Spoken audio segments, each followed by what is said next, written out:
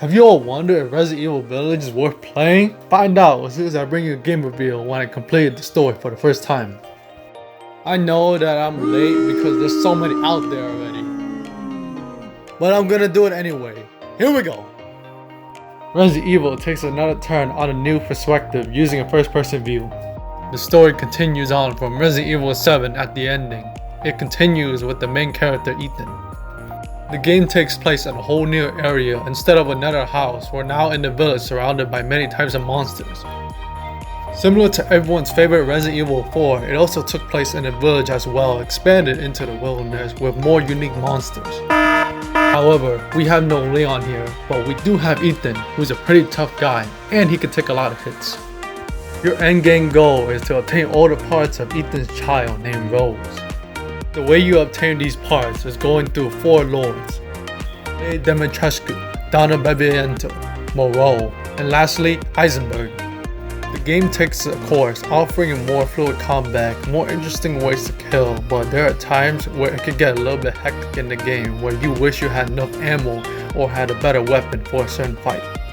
You could, however, survive this game melee most of the time when it comes to simpler enemies. When it comes to boss fights, heavy weapons are your friend. When we first enter the village, we have a lot of werewolf people that are pretty imitating and very smart when it comes to shooting because you can aim at them. They'll start dodging and weaving. And even if you think that you got them in your sights, they'll move at the last second. The moment you pull a trigger, they're already biting you, so reflexes have to be so much higher than before. You also have your merchant. We're all familiar with the merchant before, and we're almost similar. But this time we have a very enlarged man in the carriage who likes to eat and is your friend. Duke is your best friend, and Duke probably takes a Mundo Deuce. Offers weapons, ammos, and health supplies. You could sell stuff to him, and he's able to cook meals for you. You just have to collect the meat from animals you killed in the wild as a reward. You're able to have dishes that fill you up your health bar so much quicker. So much happens in the village portion. You are introduced to many different unique characters you'll meet later down in the game. And you'll also have an excruciating time dealing with this part of the map because it is decently big with monsters around every corner. We now enter another area called the castle. This castle holds a very luscious vampire who is the first lord, but her name is Leigh Dimitrescu. I seriously thought she would be the alpha. What the hell? So it is not random, which is a shame compared to Resident Evil 2 Remake. Mr. X was completely random. He will not stop following you no matter where you're at. If he hears a sound, he will go to that direction. But with Lady, it is more fixated path. She'll walk the same path over and over. It is easy to avoid getting hit by her by getting in the middle of a few areas in the game, or a table that stands out. And you can walk in circles and the lady will not able to attack you at any point as long as you fix the fence and continue to move it around. And it will assure you you will not get caught by her. This will happen as soon as you finish off her daughters, who are Daniela, Bella, and Cassandra. Once Lady has finally lost it, here's the result. Flesh, bones, I will devour all of you! This is the start of Resident Evil.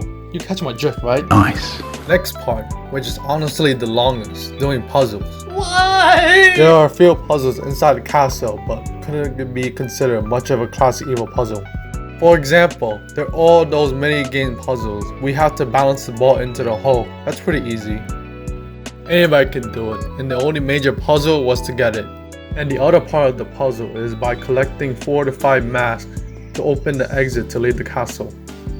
Other than that, there are really other puzzles in the game, which is a flaw in my opinion because Resident Evil is known for their cryptic puzzles, some of which are very fun to do, some of which are very tedious to do and painfully stressed to look for. Now it's time to enter the second lord, Donna Beviento, a doll maker along with a talking Annabelle toy. Donna rarely speaks because the toy is mainly the spotlight, known for making the best jokes for tense moments. I like it! Before you encounter both of them, you'll meet a giant baby, and this is the only monster you can't kill since it has God mode. The best option you have is to run, as it thinks of you as food. Moving on to the next lord, Salvatore Moreau, or this is what he's known by.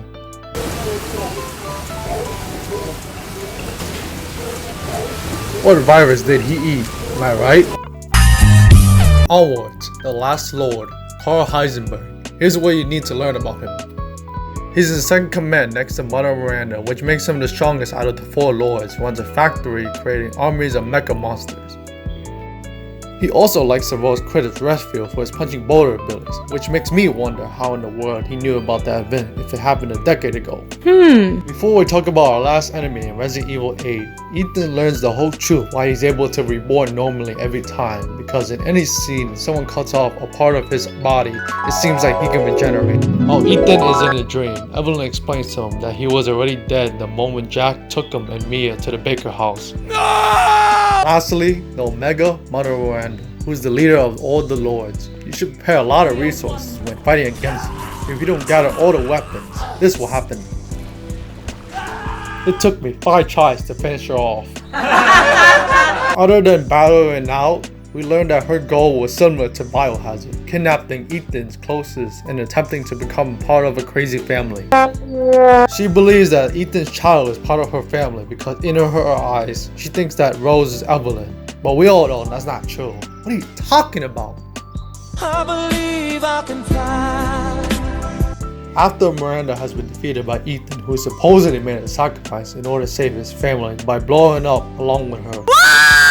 Now we reveal another clip where Rose is growing up and we see her leave off. This begs me to ask, will future Rose become the face of Resident Evil 9? Or Ethan comes back and meets Leon? We all like to see that, right? Yeah! So you're all thinking, how long did it take me to complete this game? About 10 hours. Is this game worth playing? Yes! Play it right now. That's all I gotta say, everyone. Stay tuned for my next video. Peace!